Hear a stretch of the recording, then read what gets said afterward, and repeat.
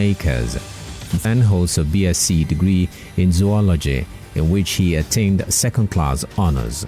He also holds an MSc degree in hydrobiology and fisheries biology, and a PhD degree in zoology from the University of Port Harcourt. After earning his degree, he worked as an education inspector, lecturer, and environmental protection officer until he decided to enter politics in 1998. Jonathan and his wife, Patience, have 2 children. He is a Christian and comes from the Ijaw ethnic group. Did you know? Did you know? Did you know? Did you know? Did you know? Did you know? Did you know? Did you know? Did you know? Did you know? Did you know? Did you know? Did you know? Did you know? Did you know? Did you know? Personality: Fela Anikulapo Kuti. Early life and career. Fela was born Olufela Olusegun Oludotun Ransom Kuti in Abeokuta, Ogun State, Nigeria, into a middle-class family. His mother, Fumilayo Ransom Kuti, was a feminist activist in the anti-colonial movement, and his father, Reverend Israel Oludotun Ransom Kuti, a Protestant minister and school principal, was the first president of the Nigeria Union of Teachers. His brothers, Beko Ransom Kuti and Olikoye Ransom Kuti, both medical doctors, are well known in Nigeria. Fela was the first cousin to the Nigerian writer and Nobel laureate Wole Soyinka, the first African to win a Nobel Prize for Literature. Fela was sent to London in 1958 to study medicine, but decided to study music instead at the Trinity College of Music. While there, he formed the band Kula Lubitos, playing a fusion of jazz and highlife. In 1960, Fela married his first wife, Remilekun Taylor, with whom he would have 3 children, Femi, Yeni, and Shola. In 1963, Fela moved back to Nigeria, reformed Kula Lubitos, and trained as a radio producer for the Nigerian Broadcasting Corporation, now Federal Radio Corporation of Nigeria, Ikoyi, Lagos. He played for some time with Victor Olaya. That was when Kuti first called his music Afrobeat. In 1969, Fela took the band to the United States. While there, Fela discovered the Black Power movement through Sandra Smith, now Isado, a partisan of the Black Panther Party. Did you know? Did you know? Did you know? Did you know? Did you know? Did you know? Did you know? Did you know? 99.3 Nigeria Info. I'm listening. The front pages, hot off the press, served to you fresh. We present to you local and international newspaper headlines for the day with in-depth analysis from seasoned professionals. Start your day the right way on 99.3 Nigeria Info. Nigeria Info. We got you started the right way every morning. 99.3 Nigeria Info, the morning Crossfire. Welcome to the front pages here in number 1 news, talk and sports station. I'm Wemimo Adewini. And I'm Sheriff Quadri. Yes, we're ready to go. Front pages from the national dailies this morning. The Punch is here on the table. Daily Trust is also here. The Vanguard as well as the Daily Independent. And I've got here the Guardian, this day newspaper, the Daily Sun, as well as the Nation newspaper. And Rotimi Sankore is joining us this Wednesday morning. Rotimi, good morning. Morning.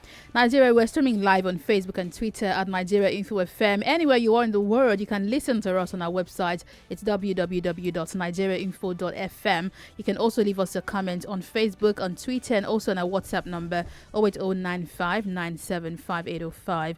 Let's start with a story making it to the banner headline of the Guardian newspaper. The Guardian is our media partner on Nigeria Info. The banner headline, as you could expect, Senate gets Buhari's cabinet nominees without portfolios. This story is making the banner on all the papers today. And on the Guardian, it has 4 riders: Akpabio, Keyamo, Amechi, Sirika, Aregbesola. Others make list. It's uninspiring. Waste of time, says PDP. Yakasai flays inclusion of quote-unquote fantastically corrupt persons. Enugu APC rejects Oyema as Kwara Ondo governors praise nominations. Banner headline on this day newspaper: Senate delays recess to screen 43 ministerial nominees. begins assessment of Fashola, Amechi, Ngige, Malami, Akpabio, Keyamo, Adamu, Onu, Talin, Lai Mohammed, Akume, others today. And of course, also on the Daily Sun, banner headline, as Buhari sent names of ministerial nominees to Senate, finally the list. And you got here, of course, look at the name. Mixed reactions as Senate begins screening today. On the Nation newspaper, Aregbesola, Fashola, Onu, others on ministerial list. Alasho Adura, Mamora, Mohammed Gbemi Saraki, Adebayo, all listed on the list. From the front page of the Punch newspaper, ministerial list, nominees incompetent, lack fresh ideas. PDP, ASU, TMG. Okay. Riders, Akpabio, Saraki, Silva, Keyamo, Mamora, Akume. Make list. Kachiku, Dambazo, Adewale, Shitu. 13 others dropped. Buhari picks Imo lawmaker who dumped APC. Okay. The Punch newspaper. From the Daily Trust newspaper this morning, Senate begins screening of ministerial nominees today. Senators postpone recess for exercise. List uninspiring. The PDP. The Vanguard newspaper, ministerial nominees, new faces as Senate pledges stiff screening. The riders begin screening today. Says no more bow and go for ex-lawmakers. Yeah, that Says one. who? The Senate. Yeah, well, we'll be here watching, wouldn't we? Buhari rejects 18 ex-ministers, retains 14. 7 states have have 2 slots each. Jubilation in Kwara, Akwa Ibom over Mohammed Saraki Akpabio. These are interesting headlines on the Vanguard newspaper. From the Daily Independent today, banner headline, just below the name plate, mixed reactions trail Buhari's 43-man ministerial list. Riders, Akpabio, Keyamo, Lai, Fashola, Amechi make list. List, a mockery of anti-corruption war. That's credited to Yekesei. Buhari's ministerial list, hopeless, uninspiring. Credited to the PDP. Governor Akeredolu, Lopobiri commend nominations. Senate suspends recess to screen nominees. Daily Independent newspaper. So we have full coverage of the ministerial screening coming up from 9 o'clock till 12. We'll give you the updates as the screening goes on. So I'd really love to see if the former lawmakers do not just take a bow and go. Rotimi, what's your thoughts about the list? Are you inspired 2 months after inauguration? Which lists? The list. That list. Yes, the list. That's not a proper list. Look, if the Senate is a serious institution, Yeah. the entire list will be sent back on the grounds that there is no portfolio attached. Exactly. Is there a law that mandates that portfolio? It is must not be a attached? question of law. No. Why would the Senate send it back if there is nothing mandating the president to attach portfolio Nigeria to it? is one of the few countries in the world where ministerial lists are sent in without portfolio attached. What are they screening them for? Are they screening them for good looks, for fashion sense, for what? So what someone said, like Cheryl said earlier this morning, is that they are going to be screened based on their CVs. Which I CV? believe that they were nominated based on their CVs. They should be screened for particular job roles. Which CV? But a good point Sheriff made. If there's 1 minute, Rotimi, there's nothing in the law. Let Rotimi explain. Let me add this to this. If there is no law that mandates the president to add the portfolio to their names, on what grounds would the Senate return the list? But excuse me, which law? When you were interviewed for this job, were you told that just come, we'll just talk to you, and after that we'll decide where allocate you to the legal department? Allocate is the word. If we want, we can allocate you to. I mean, in which institution? Yeah. In which institution do you go for a job application? That's right. And you don't know what job you are applying for. That's right. You just thought. I mean, you don't need a law for some things. I mean, for some things, it is just what needs to be done. I put up that tweet yesterday, and someone replied me by saying that I was actually saying that there is no company where you go for a job interview and you don't know your job role or job description. Silly. But someone said to me, you need to know what you are applying for. Yeah. They need to know what you are considering you for. And you'll be interviewed for that. Yes. I mean, they can't just look at you and when you walk in through the door, they say, looking good. Okay, HR, sign off. Someone mentioned on Twitter. Then afterwards, they now have a discussion. Where do this person where do fit? you think the person should go? And somebody will say, "Oh, can't you see? She turned up wearing black, So she can be we in should the- post her to law." Someone asked a question, which I think might be a reflection of some Nigerians, that it's the norm. Why are we making noise about this? It's what's been happening. No, it is very low governance literacy. Yeah. It is, look, this is the equivalent of governance 419. To screen people for a position that nobody knows. Look, as I was saying at the Wole Soyinka lecture on the 13th of this month, this is a disaster. And okay, so you can see, for instance, somebody like Dalong was trending yesterday. People were like, Okpeo. And this is what I said at the Wole Soyinka lecture when I was making my presentation. In theory, somebody like Dalong can be screened and then made Minister of Finance and Economy. And who is going to complain? Nobody. They will say they screened him. Look, it is even made worse by the fact that all the senators there are going to get bow and go. Well, according to one headline here, they would not. But let's wait until 9. That's right. Join us then. We will have full coverage at for you then. From 10. So From we'll be 10, here that's to right. give That's you. right. You'll be listening to, the screening right here on Nigeria Info. Let's move on and see our next story on the Daily Sun. It's a scandal. Fear and panic in Abuja as Shiites strike again. This headlining, however. One writer here, UK expresses worry as DCP is buried. We have a headline also on this day newspaper. House in rowdy session over calls to ban Shiites. Free El Zazaki. Channel civil reporter for burial in Zaria. Very sad one. Police disperse Shiite procession again in Abuja. We have a story also here making it to the Guardian newspaper. Shiite protest rages as reps oppose El Zazaki's release. There are 3 riders on the Guardian. Lawmakers raise committee to end attacks. Group other cautions against IMN's proscription. Sect denies killing police chief and journalist. We have a story also on other papers today.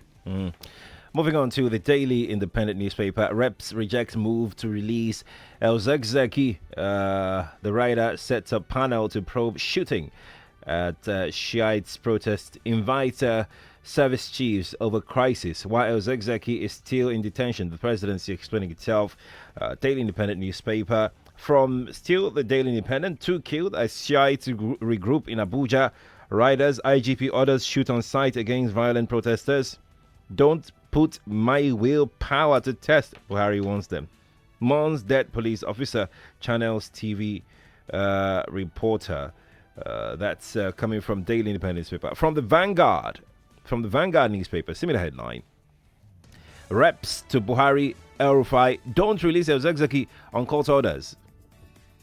Oh wow. The rider Shiites continue protest in Abuja. That's coming from the Vanguard newspaper this morning. And from the Punch, don't test our will to act. Buhari warns Shiites. It's on it's on page 13 on the Punch newspaper. Nigeria, the political elites never cease to amaze. So you have a lawless parliament. We now have a completely lawless parliament. Is there something they know that we don't know? There is nothing that they know that has not been litigated in courts. All the evidence has been presented in court. The court has said, grant bail, pay compensation to the man. I will repeat it till until the world ends. You don't need to know anybody to stand up for the person's human right. I can't think of a single thing I have in common with Zaki. Honestly, I can't think of one single thing I have in common with the man. But it doesn't matter. No state should be allowed to hold people indefinitely. If not, it is a tyranny. Okay. If not, tomorrow they will just point at any other person and make up anything and then put you there and claim that you are a danger. So we have it just should not be allowed. The court has looked at all the evidence. Which evidence did they have that they couldn't present? My point is, we have the House of Representatives. which is supposed to be a body of lawmakers and that's why I say we now have a lawless parliament representing the entire country. That's why I asked the question: is there something they don't know anything? They don't know anything. We don't know. The house was in a rowdy They don't know anything. Yesterday. They were fighting among themselves. So that's right. You can't even say it is all of them. Yeah, which means that some people were for and some were against. And that's normal in a conversation. But clearly, some people are making a serious mistake. Some people are either supporting Zaki's indefinite detention along religious line, along party line, or loyalty to the president or whatever. It is wrong.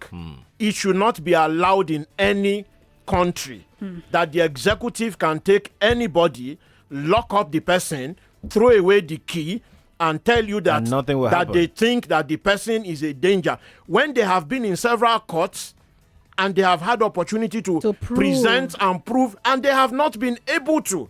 Then they disregard the court and think that, as Wole Soyinka said, it will not result in anarchy. Is violent protest the way to go? It's not a question of violent protest. But we should talk about it because it has turned violent already. Of course, because it is the way to go. It is going to become self-fulfilling. There is no reasonable person that supports violent protest. But if you look at historically, there are some things that trigger violent protest. One of them is when the government starts to break the law. The evidence is there for everybody to see. A number of their own followers anytime any government starts to break the law, people resort to self-help. Okay, let me pause you here so we can move on. There's so many stories on the papers today. We have this one on the Daily Sun. U.S. announces visa restriction to Nigerians, undermining democracy and also linked to election violence.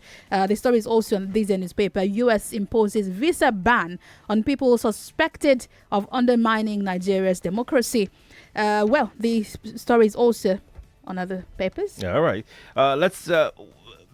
Let's look at this one here. 2019 election, U.S. imposes visa restriction on culpable Nigerians. Question is, how do they determine who these people are? Yeah. That's my worry. Rotimi. Well, I'm sure they are the ones that know what the criteria are. They haven't told us. And they had better be able to explain. And they reserve the right to do this. Well, look, they don't even. It's their country. Look, any government can stop anybody from going to their country. It's their country. If the reasons they've given are frivolous, you can petition. You can appeal. I know people that have appealed against visa refusal before, and they won the appeal. Case. Yeah, the appeal. So if it is frivolous and you really think you need to go to that country, there is something there you can't get anywhere else. Or you kept something there that you need to go and pick. that you need to go and get back, then you appeal. Of course, the appeal may be turned down. But if the grounds are frivolous, then certainly the grounds should be challenged. Because even though they reserve the right to refuse entry, it can be so silly, that it becomes petty. Or discriminatory. Yes, or just frivolous. just for example, look at what Trump is doing. International law is given. Everybody has the right to seek asylum. That's right. At your first port of arrival. In fact, if your first port arrival is as dangerous as where you are coming from, you move on to the next one. Is international law. But what they are saying is that you move through several countries that are peaceful, and then you come to the US and say you are seeking asylum. If you move through several countries that are safe as the final one you get to, they can ask you why you didn't apply in the safer ones. But if all the countries you are passing through are seriously unwelcoming, then you can move on. Of course. Yeah. Of course. All right. So that's just one example of grounds on which a country cannot arbitrarily say that you are being refused entry. But now Trump has pushed, I'm not sure if they finally passed this yesterday, to say that any migrant found in the U.S., once you're picked up and you're unable to prove that you've been in the country for 2 years, you can be deported without going through the immigration process. It's going to be challenging. It's going to be very... that's all we need to say about it. Well, let's see this next one. CBN to deny milk importers Forex and also licenses 3 new banks. We have the story also on the Nation newspaper. CBN to impose Forex restriction on milk. U.S. imposes visa ban on people Oh no, skip. Mm-hmm. Okay, skip. Okay, let's skip to Daily Trust newspaper. CBN okays 3 new banks to ban forex access to milk importers. I was reading this in Cool FM this morning, and I could see the expressions on people's faces. Like, you want to stop our milk? No way.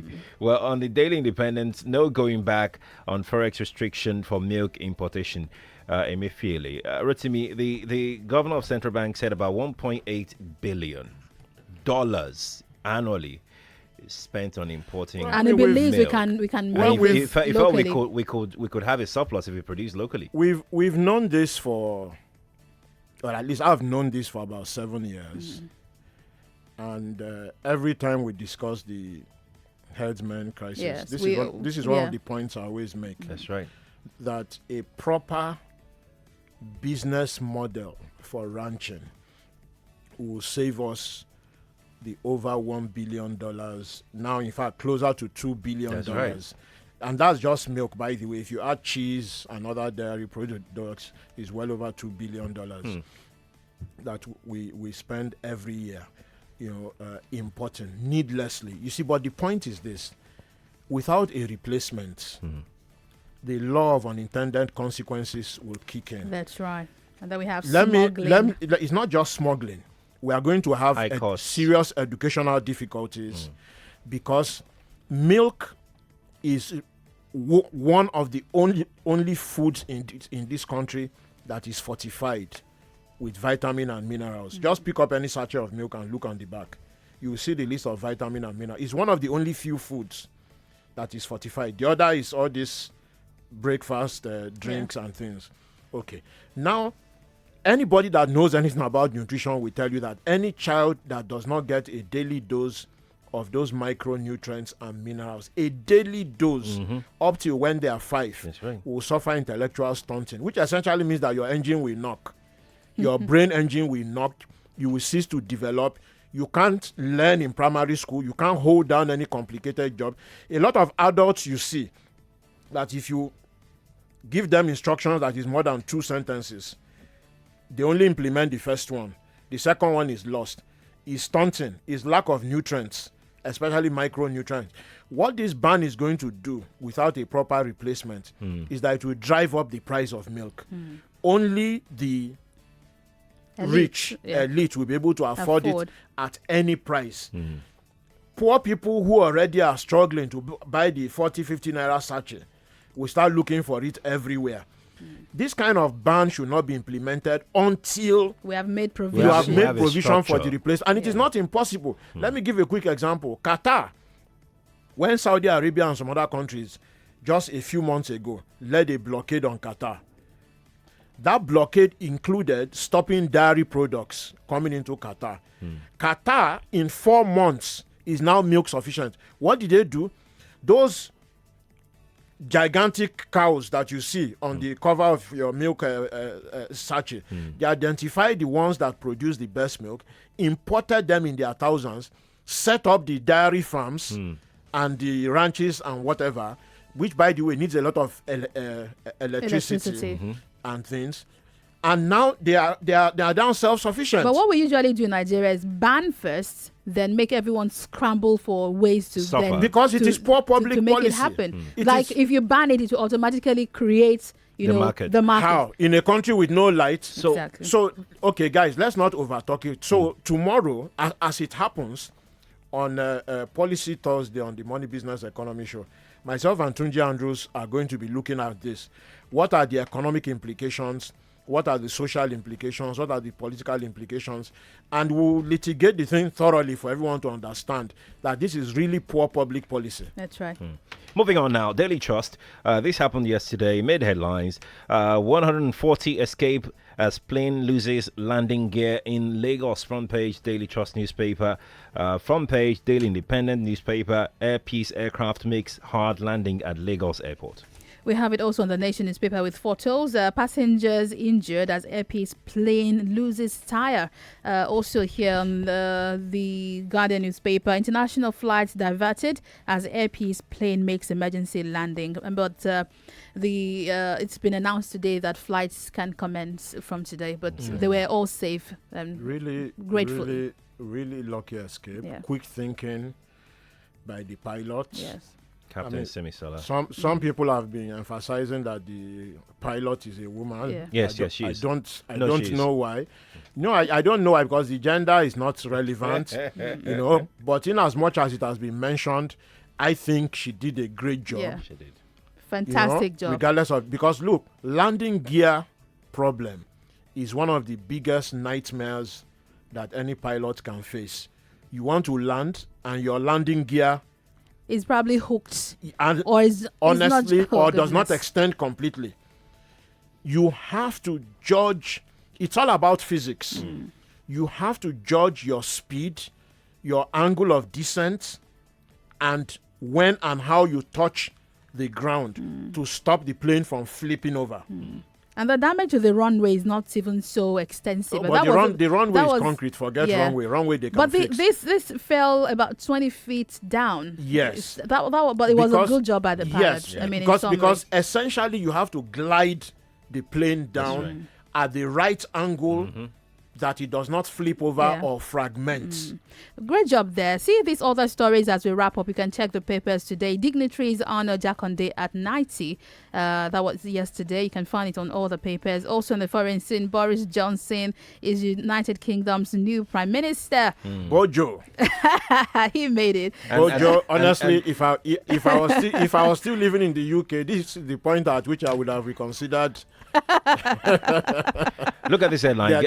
They are in for a very exciting time. Sincerely, exciting is. Ghanaian traders close shops owned by Nigerians at Accra. Frontpage Daily Trust. Go see the details on that story on the Daily Trust. Sorry about that. We must Can go I now. say quickly that Pa Jakonde, please, we should say happy birthday to Baba. Yes, that was yesterday. But happy birthday. At 90.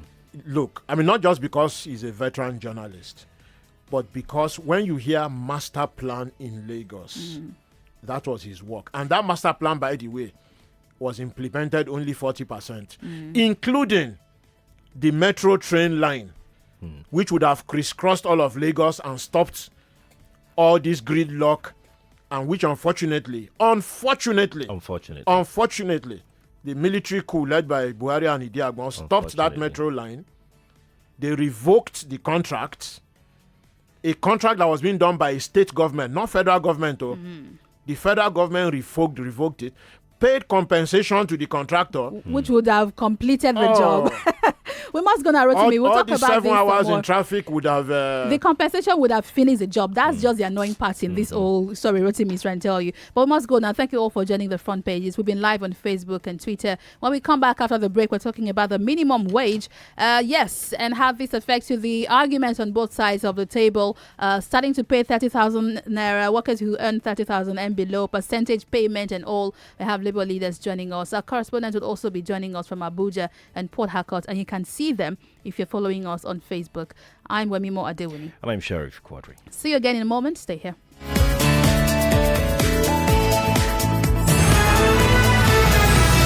More talk, news, and sports after this.